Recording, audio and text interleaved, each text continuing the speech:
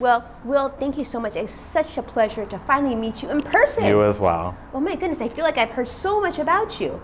And I've read so much about your bio too. You are quite inspiring. Thank you. That's really awesome to hear, actually. I mean, first of all, you look amazing. Thank you. It's still a work in process. You know, fitness is a journey that lasts your whole life. So, but from where I went to now, I couldn't be happier. So let's talk about that, Will. You know, I know you shared with me a little bit of story of how you got to this place of us sitting down. Could you go back in time and tell us about pre-Will, post-Will on the show? Sure. Give us a little idea of how you came to be on the show. So, I mean, my story is kind of different. I was overweight off and on in my life, but there was a period that I was like very fit, and then I fell in love. And what happens when you fall in love? You kind of forget yourself and you let yourself go. And I like to call it like I gained love weight. So I gained like 60 pounds during a really intense relationship. He didn't gain any weight, I did. And at the end of the relationship, he wasn't satisfied with how I looked anymore. And so he left me because of that weight. I was like really torn. And I kind of found myself in depression, and then I gained more weight because of the depression. And I saw a posting about changing your life in a very drastic way. And ironically, my neighbor was the casting director for Revenge Body. And I remember one night I went out with some friends just to kind of get my mind off of things. Drank too much, which I shouldn't have been doing. But it kind of worked in my favor because when I was coming home, I was crying just over my situation, and I was just feeling that way. And my neighbor saw me, and she was like, "What's wrong with you?" And I just poured my soul to her. And she's like, "I know this show, you're perfect for it." And in that state of mind, I just said yes, not realizing what I did. The next day, I get a call from producers. They're like, "Hi, is your name Will Ontiveros? Would you like to come in?" I come in, forgetting that conversation, and I got cast that day, and it was the best thing that ever happened to my life. Wow, amazing. So let's talk about numbers, because you know a lot of times people talk about weight. They're not comfortable with talking about how much they lost, and you gave me some numbers.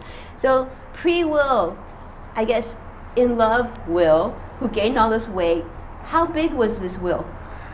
So on the scale, 270 pounds, wow, which is quite large. But that number is really interesting because I think the average person always goes to what the scale says. Body composition, I was 46% fat. Wow. That's almost half of my body was entirely fat. Wow, that's And incredible. that was really, when I got on the show, I was paired with a nutritionist, Dr. Khole, who tested my measurements.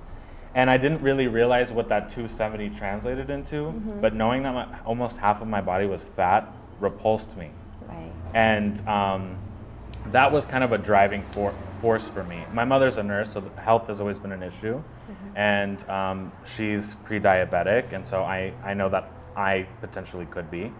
And so that scale number isn't really anything when you really look at body composition. So when I looked at that and knew that almost half of my body was fat, that drove me to do something about it. Wow, that's incredible.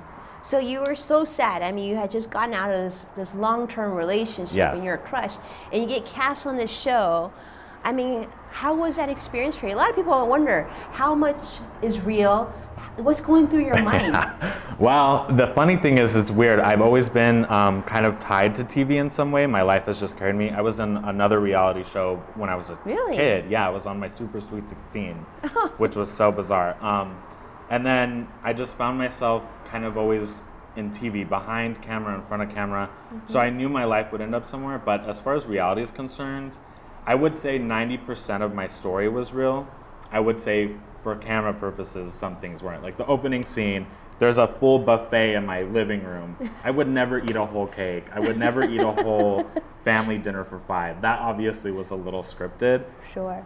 But my real problems, my journey, my relationship with my trainer, my relationship with my nutritionist, my relationship that I got out of, everything was real. Wow. And the work was real. That's another thing. I think people don't realize when you go on a weight loss show, they think, oh, well, you know, the producers are helping the diet, and they're maybe giving you something additive to help the weight loss, or pills or whatever. Couldn't be farther from the truth. I would get up every morning at 5 in the morning. I was responsible for coming to the gym. It was me who got the weights and did the treadmill. And after I left the gym, it was my responsibility to eat correctly. Nobody was around when I would eat. So, I could cheat, but I had a goal, and that was what drove me to finish this journey. So some people will say, well, of course, that's easier said than done, Will. I mean, you're in a situation where you have the best trainer, the best dietitian, right? And all your whole job every day now is just to get yourself into good shape, right? Looking back, thinking about how you got to the situation that you were at your heavy point of 270, right? Could you have done this yourself? Was it realistic? I think honestly, no, I don't think I could have done it by myself. Okay. I think everybody's different, and I think I was in such a rut that I needed help. And I think a lot of people need help, and I just so happened to be kind of forced help through the show. But let's say I wanted to eventually lose weight and I didn't have the show. I knew that I would seek help my own way. So I would get a nutritionist, I would get a trainer, but it wouldn't be through a show. So I don't think I could have done it solely on my own because I wasn't educated. I didn't know what to eat. I didn't know how to train correctly. So I was blessed that I got this team because they are the best of the best. But if I were on my own, I would still try to seek help to correct that issue. So I love that you said that because I love your honesty that it isn't easy to do and it's something you couldn't do yourself. I mean, let's talk about the correlation of habits. We talked a little bit about this before the cameras turned on, about the importance of eating right and being careful. So even now, I mean, obviously you're so much smaller than from your 270, and in many respects people will say, well, he doesn't really have a need to diet anymore. But how do you live now? How do you maintain?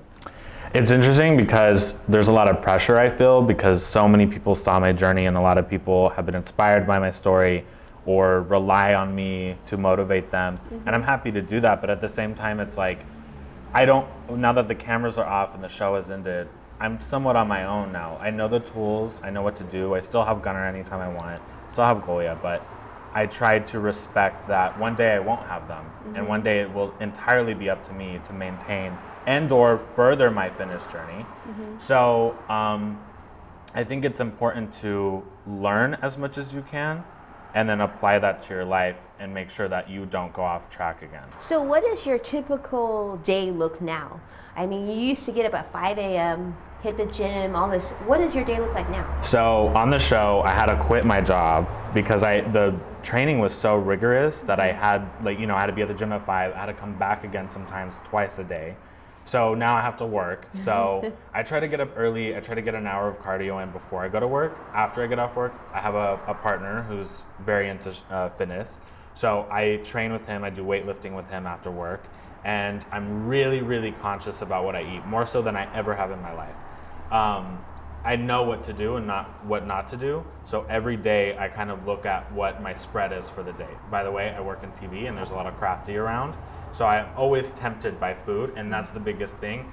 Yeah, the food's there and it's free, but it's up to me to put it in my mouth. And if I gain weight, I can't blame anybody but myself. Okay, so most people have to do it the old-fashioned way, right? Like you talked about, get help and really do it each and every day. You talked a little bit about craft services, right? So you talked about how you are in control of what you put in your mouth, which I really admire because I used to work in television. I remember it was just like so much food and it was mostly carbs, right? And do you prepare your food ahead of time before you go to the show, or do you actually eat craft services like everybody else? It depends. Like if I'm aware of what we're gonna have, if it's a little healthier, I'll kind of just go with it. Because who doesn't like free food, right. But if I know that catering is gonna not be good, or there's too much rice involved, or I can't pick the protein out of the vegetables, I'll just prepare my own stuff. And I know in my head, like free food. But in the long run, after a week of shooting, I'd rather feel good about my body than having free food. Good. So I prepare. That's good. So I really appreciate that because it's a lot like most things in life, right? It's that preparation, and it's what I found very interesting through this journey talking to you too is you think about it. The food quantity when you're eating it doesn't seem like that much, right? But while you pile it in and eat it, all of a sudden you look back and you've gained weight, right? And it's so interesting because it's a small amount that can have a big impact for you long term. So now, do you eat still as much or you eat less? It depends on training, but this is the way I look at it, because I got fat once, right? So something that I was doing got me to get fat, and here's what it is. Food is a comfort, and I would say food is a comfort for 90% of people. Yes, agree. And when you're eating, you almost forget. Your worries kind of melt away, and your day melts away, and you're focusing on how good that macaroni and cheese tasted, or that pizza, or whatever, and you don't really think about what you're eating until maybe after the fact. And by that time, it's too late. It's already there, you know? So the way I look at food now is I always want to enjoy it. That food should always be enjoyable, but I need to balance healthy food and make that enjoyable versus a larger portion. It's all kind of like a mathematical equation. So how I kind of do that is I naturally kind of already was gifted as a good cook. I mean, I got fat for a reason. I know how to cook, but I had to learn and reprogram my brain and say, okay, I love carbs. What's a substitute for bread? So now I make bread out of almond flour, and each piece is like 2 grams of carbs compared to 50 or 60. And those concessions that I made, I'm still eating what I want, but in an alternative, healthier way. And it's tasty to you. What's that? And it's still very tasty for you. Oh, girl, I'm a good cook. Like, yes, it tastes very good. I love it. I love it. So, you know, I always feel like everything in your life, it's just not a one-time thing. Like, you learn how to get healthy, you learn how to get fit, but it also impacts other aspects of your life, right? Like, you become more present and mindful of other things. So how has this weight loss journey impacted other parts of your life? I think the biggest thing is mentally. And that was kind of something that I didn't expect. I always thought that I was pretty mentally sharp and, you know, focused. When I started losing like the first 10 to 15 pounds, I'm not kidding you, I feel like colors got brighter, my skin was getting clearer, like other things were happening, and then I got more focused. When you are proud of how you look, it's weird. I only can explain it as that you want to do other things, you're more confident, you're more focused, you enter a room and you kind of command that presence of yourself, where before it would have been like, I'm a very loud, open person. However, I feel like that amplified as I got a little bit more in shape, but in a good way, in an edited way, that I was more assertive and I knew what I wanted. And I even got kinder. I got more gentle, and I was more concerned of other people's feelings. And because, you know, when you're overweight, I think a lot of people who are overweight are just unhappy because of themselves. And what happens when you're unhappy? That energy is going to reflect to everyone and everywhere you go. Mm-hmm. And when I was happy with myself, I could listen to somebody else, and I could be more in tune with somebody else. And it was amazing just getting my body right, what that did to my mind, and even my soul, I would say. That's amazing. I love to hear that. I completely agree. If you look at it also, if you look at some of the images you see on Google, you see CEOs from when they first started their business to being like on top of the world, right? Like Elon Musk and Mark Zuckerberg. The transformation is not only becoming extremely great CEOs and leaders, but physically they look so much different, right? They started off just looking like, in some respects, geeky, and then, right, geeky, and then later on, I mean, they look so fit, right? So I think there definitely is a correlation between how you feel, your fitness level, and getting to becoming more successful. Absolutely. Right? It's a mindset, and the clarity. It sounds like what you've said. I'd even say that I was a young producer, so I was trying to get my foot in the door. And I was trying to do so many different things in TV, which is already hard as it is.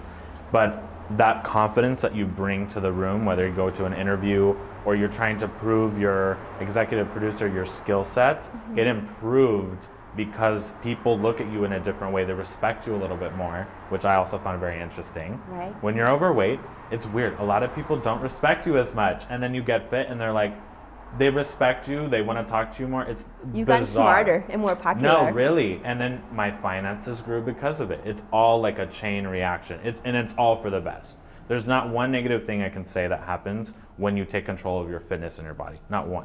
And you said that also helped your finances, which is something I really want to talk about. Being a financial advisor, this is my world. Yeah. So, oftentimes I say when you're investing, people always say, well, Winnie, you work with really, really wealthy clients. I said, well, they didn't start off being really, really wealthy. They had, if I can put it in a way, they had wealthy habits. They started planning early. They made this a priority, and they really devoted the time over 10, 20, 30, 40 years to get to where they are. So you talked about you becoming more fit, more mindful, smarter, clear, everything, nicer even, and how that affected your finances. You said when you walked in the room, people respected you more, which I can understand, because when they see someone fit, they think someone more disciplined, right? Right. Who maybe it translates to someone smarter. Could be, I don't know. But so how did that affect your finances in a positive way? Well, I think when I was a little bit overweight, let's say I went for a job interview for a producing role. I think somebody who was fitter than I was probably got the job if we had the same qualities. And you're right, it's an aesthetic, like they look and they say, the okay, TV they take, especially, right? Especially because if I'm working with talent, talent is receptive to people who look like they know what they're doing, are confident, and it all comes back to confidence. You can be 300 pounds and exude the same confidence that somebody who's 170 does. But for me personally, that confidence comes from my body, and I need to be fit in order to be confident. It's different for everybody. But I will say, when I got in shape or started working on myself, people noticed that and they could feel that energy from me. So I would get the bigger jobs that when I went for previously, I wouldn't get, because I'm giving and exuding that confidence to my employer. They can feel that and they want to employ that person. Yes. Now, on the flip side, I'm also getting income because now I'm a fitness spokesperson of sorts. Right. So these companies, with brands, right? Exactly. These companies are like noticing that I have other people who want to get into their fitness journey but don't know how. And this company has the products who can do that, but they don't have somebody to represent that product. You're a spokesperson. And I'm a spokesperson for a lot of different companies right now, which never would have ever thought in my wildest dreams I'd be somebody people look up to for fitness. And mind you, I'm not like a six-pack guy yet. I'm still on my journey, and I think that's what makes me relatable. You're relatable. People can talk to you, and you're a really nice guy. Thank you. I think that relatability is really important because people who are starting their fitness journey are people who have no idea or direction to go, and maybe aren't as fit as they should be or don't know what to do. And I'm that good medium that's like, I didn't know what I was doing either, and now I sort of do. Let me help you. And so a lot of people, I get messages all over the world, and I respond to every single one. Aww. Because I think everybody deserves at least that one tip. And my one tip actually is drink more water. Oh, I love that. Drink more. Well, we can all do that. No, it's the easiest thing. And that's what I was saying. I mean, Will, you were fan favorite on Revenge Body with Khloe Kardashian. That's not a small thing. Everybody loses weight, but to be fan favorite, that means you were, in many ways, universally loved, which we can tell because you're just a very generous, kind soul. Oh, thank you. But I think everybody wants to know, how was it working with the likes of Khloe Kardashian? I love Khloe. I was really intimidated. If you watch my episode, like I went in and I was shaking. I was so scared, which is really bizarre for me because I'm such a people person. But I think it was two things that made me nervous. A, she's gorgeous and beautiful, and I knew she was here to change my life.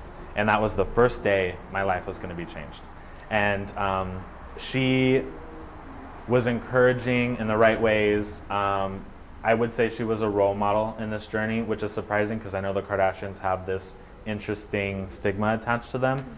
But she was a real, genuine person, and she changed my life. Her show, herself, her team, they changed my life, and I am forever grateful. Yeah, just for that, that's enough. That's amazing, Will. Yeah. And the great thing is you're changing other people's lives. The fact that people know that they can contact you and you're going to answer each and every one, I love that. I do the same on Twitter. I think if someone's going to take the effort to reach out to me, people always ask, well, how do you manage so many hundreds of thousands of followers? I said, because every single person is a person. Every tweet is written by a person. So if they're willing to take the time to reach out, then they deserve an answer. And a response takes 5 seconds. And it could be an emoji. Yeah, exactly. There's literally no excuse not to do it. And who am I? You know, I'm not some famous person. Well, even if you were famous. And if I was, I'd even hire a team to help me respond. You know what I mean? But you must enjoy it, though. Oh, I love it. Yeah. There's this interesting thing about balancing like behind the camera versus in front. I feel at home in front of camera. And there's also a stigma attached to like, oh, you're fame hungry or whatever you went on the show. I went on the show to change my life, first and foremost. Mm-hmm. The positive things that I gained from it afterward obviously are a bonus, and who would turn that down? Right. But I think my biggest message about being on a weight loss show is that I think some people do get on these shows to amp their fame or get notoriety, but for the rest of us, we truly just went on to change our lives. And that's, I think, what made me fan favorite, is that I was true to myself, my personality, my struggles, my story, and there just were cameras around. That was the only thing that changed that. I think people also love you because you have a real strong sense of gratitude to you. Oh, well, thank you. There, see, I'm exuding that gratitude. I love that. Well, thank you so much for your time. I'm going to ask you a few questions. Now, I want you to give us, if you can, maybe 3 tips. You gave us one, which is to drink more water. So someone listening that is like, Will, I just don't know even where to start. What, like maybe your top 3 tips that you might give someone? I love this question because I have it already loaded. Okay. The number one, by far, is you have to want it. You have to tell yourself that you want this enough and that you're going to get up and do it. That is number one. You have to start there. Number 2 is the water. That was surprising. Drink a gallon a day minimum. And let's say you don't really change your diet, you're just starting your little baby steps. That will make a big impact in like a week to 2 weeks. You will notice a drop in weight. The third is food. It's all about your food. You have to kind of cut corners and look at what you're eating and say to yourself, is this truly healthy? And most of the time, you know when it's bad. So those are my top 3, is you got to tell yourself you want to do it. You got to drink more water, and you have to look at your food. Everything else will kind of fall into place.